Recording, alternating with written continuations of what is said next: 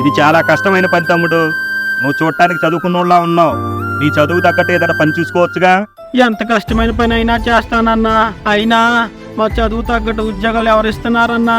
చాలా మంది చదువుకున్న వాళ్ళు కాంప్రమైజ్ అయ్యి ఏదో పని చేసుకుంటే వాళ్ళు జీవనాధారం సాగిస్తున్నారన్నా. నీ పరిస్థితి చూస్తుంటే కడుపు తరుక్కుపోతుంది. రా, ఇక్కడే పని చేసుకో. ఈ దొంగనని తీసుకెళ్ళి అక్కడ పేర్చు.